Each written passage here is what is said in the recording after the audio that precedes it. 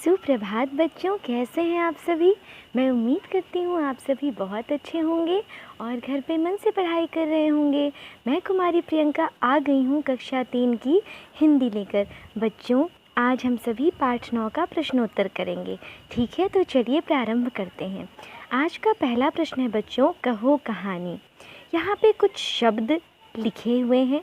आपको इन शब्दों को पढ़कर आपके मन में क्या क्या बातें आती हैं, ठीक है, और आपको क्या ऐसा लगता है कि इन शब्दों से कहानी बनाई जा सकती है।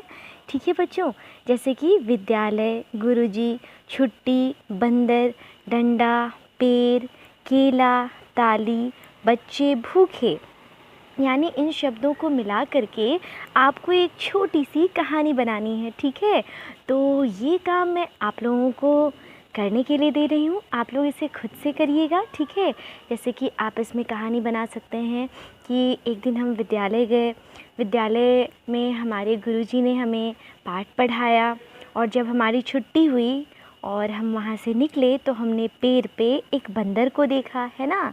उसके बाद से आप कहानी को इस तरह से बढ़ा सकते हैं। ठीक है बच्चों, तो ये काम आप खुद से करेंगे, प्रयास करेंगे। ठीक है, एक छोटी सी कहानी बनाएंगे। आगे बढ़ते हैं। अगला प्रश्न है उछालो। ठीक है, एक रुमाल या छोटा सा कपड़ा उछाल कर देखो किसका रुमाल सबसे ऊंचा उछलता है। ठीक है, ये बहुत ही अच्छा खेल है, आप इसे कोशिश कर सकते हैं घर पे। ठीक है, रुमाल के साथ बिना कुछ बांधे इसे और ऊंचा कैसे उछाला जा सकता है। यानी कि रुमाल में बिना कुछ बांधे इसे और ऊंचा कैसे उछाला जा सकता है। ठीक है बच्चों, तो आप लोग ये ज़रूर प्रयास करिएगा। आगे बढ़ते हैं। अगला प्रश्न है समझदारी। देखिए, रंगाई शब्द रंग से बना है। ठीक है बच्चों, रंगाई शब्द रंग से बना है। इसी तरह से आपको शब्द बनाने हैं। ठीक है, जैसे रंग से रंगाई, तो साफ से क्या हो जाएगा, सफाई। चढ़ से चढ़ाई, बुन से बुनाई। है ना बच्चों, बड़ा ही आसान सा ये प्रश्न था। चलिए आगे बढ़ते हैं अगले प्रश्न की तरफ। अगला प्रश्न है क्या समझे।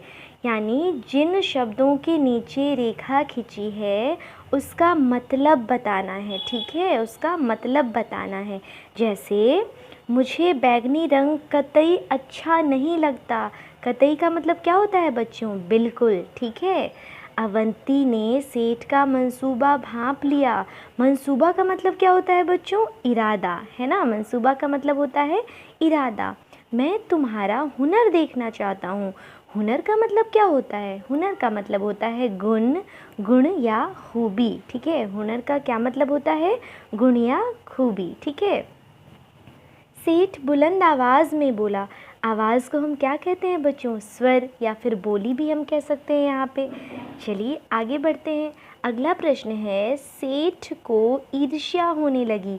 ईर्ष्या का मतलब क्या होता है बच्चों, याद कीजिए, मैंने आपको बताया था। ठीक है, ईर्ष्या का मतलब होता है जलन। ठीक है, जलन। आगे बढ़ते हैं। अगला प्रश्न है रंग के बारे में मेरी कोई ख़ास पसंद तो नहीं है। ठीक है, रंग के बारे में मेरी कोई ख़ास पसंद तो है नहीं।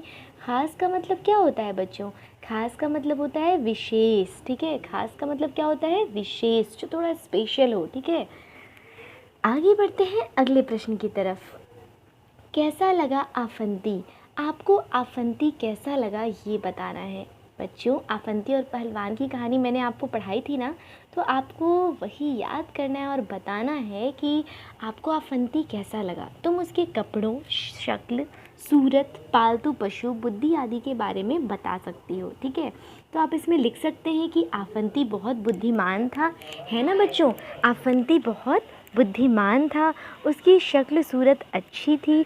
वह सिर पर टोपी पहनता था, है ना, वह सिर पर टोपी पहने रहता था। उसके गालों पर बड़ी बड़ी दाढ़ियाँ थी, है ना, बड़ी बड़ी दाढ़ियाँ थी। वह दुबला पतला था। वह एक गधा पाल रखा था। उसने क्या पाल रखा था, गधा, है ना। वह अपनी बुद्धि से पहलवान को हराया था। तो इसमें आप ऐसे लिख सकते हैं, उसने अपनी बुद्धि से पहलवान को हराया था। ठीक है बच्चों, तो इस प्रकार से आप आफंती के बारे में लिख सकते हैं। ओके, चलिए आगे बढ़ते हैं अगले प्रश्न की तरफ। जोड़े ढूंढो। आपको जोड़े ढूंढने हैं। कैसे, जैसे यहाँ पे देखिए, यहाँ पे द में हर्षीकार है दिन, और यहाँ पे दीर्घीकार है तो क्या हो जाएगा दीन। ठीक है, दोनों का मतलब पता है बच्चों? दिन का मतलब क्या होता है? डे, कोई भी जो दिन होता है, संडे, मंडे, ठीक है, सोमवार, मंगलवार, तो दिन हो गया ये। या फिर हम कह सकते हैं कि दोपहर का टाइम है ना, तो ये हो गया दिन, जिसको हम लोग डे कहते हैं। दीन का मतलब होता है गरीब, जो बहुत दुखियारा हो, बहुत गरीब हो, उसको दीन कहते हैं। ठीक है, उसी प्रकार मेला, मेला का मतलब क्या होता है? आप लोगों को तो बिल्कुल पता होगा मेला का मतलब, नाम सुनते ही काफ़ी खुश हो गए होंगे कुछ बच्चे, है ना। मेला का मतलब आपको पता ही है, जहाँ पे हम लोग घूमने जाते हैं, कई तरह के पकवान खाते हैं, झूले झूलते हैं, है ना। लेकिन मेला अगर कोई कहे तो मेला का मतलब क्या होता है? डर्टी, जो कि बहुत गंदा हो, है ना, उसको मेला कहते हैं। ठीक है बच्चों, तो इसी प्रकार से आपको जोड़े बनाने हैं, है ना। ऊपर दिए गए शब्दों के जोड़े में केवल एक मात्रा बदली गई है। देखो यहाँ पे एक मात्रा बदली गई है और एक अलग ही शब्द बन गया है, इसका मतलब ही अलग हो गया है ना बच्चों। तो किसी भी मात्रा को बदलने से अर्थ भी बदल जाता है। मैंने आपको व्याकरण में भी पढ़ाया था बच्चों कि मात्रा बदलने से किसी शब्द का अर्थ बदल जाता है। ठीक है, तो आपको और भी जोड़े बनाने हैं और लिखना है।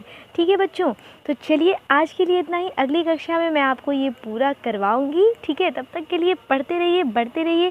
Keep study. Thank you so much.